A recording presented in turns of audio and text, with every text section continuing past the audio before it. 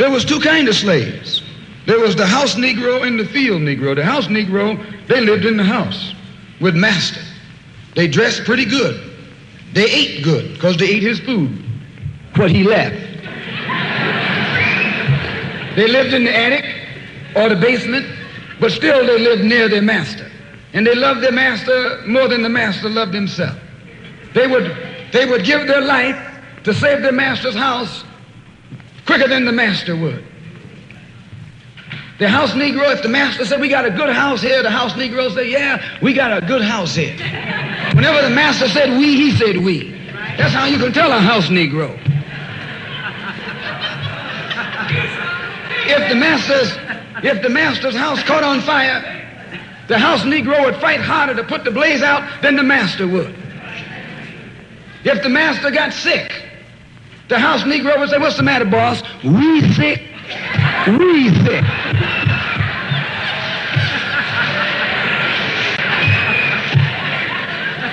He identified himself with his master more than his master identified with himself.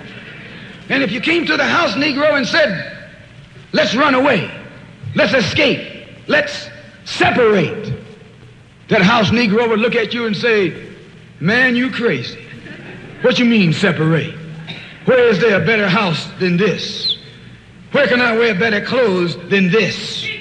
Where can I eat better food than this? That was that house Negro. In those days, he was called a house nigger. And that's what we call him today because we still got some house niggers running around here.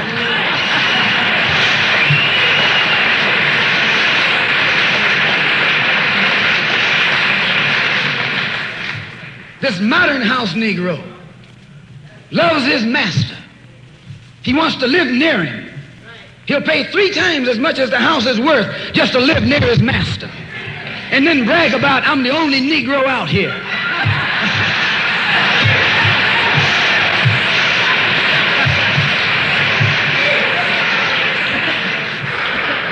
I'm the only one on my job. I'm the only one in this school. You're nothing but a house Negro. And if someone come to you right now and say, let's separate, you say the same thing that the house Negro said on the plantation. What you mean separate? From America? This good white man? Where you gonna get a better job than you get here? I mean, this is what you say. I ain't left nothing in Africa. That's what you say. Why, you left your mind in Africa.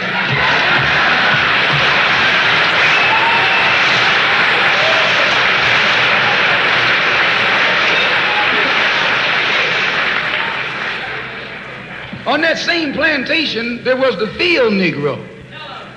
The field Negro, those were the masses. There was always more Negroes in the field than there was Negroes in the house. The Negro in the field caught hell. He ate leftovers. In the house, they ate high up on the hog. The Negro in the field didn't get nothing but what was left of the insides of the hog. They call them chitlins nowadays. In those days, they call them what they were, guts. That's what you were, a gut eater. And some of you all still gut eaters.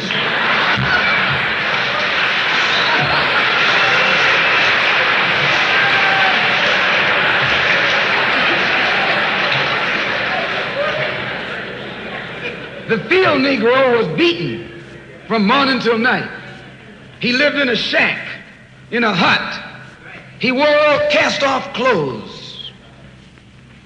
And he hated his master. I say he hated his master. He was intelligent. That house Negro loved his master. But that field Negro, remember, they were in the majority. And they hated the master. When the house caught on fire, he didn't try and put it out. That field Negro prayed for a wind, for a breeze. When the master got sick, the field Negro prayed that he died. If someone come to the field Negro and said, let's separate, let's run, he didn't say, where are we going? He said, any place is better than here.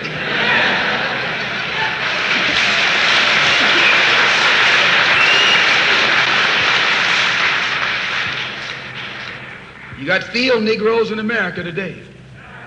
I'm a field Negro. The masses are the field Negroes. When they see this man's house on fire, you don't hear these little Negroes talking about our government is in trouble. They say the government is in trouble.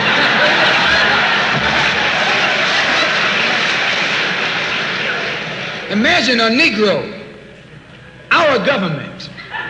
I even heard one say our astronauts. They won't even let him near the plant. And our astronauts, our Navy. That's a Negro that's out of his mind. That's a Negro that's out of his mind.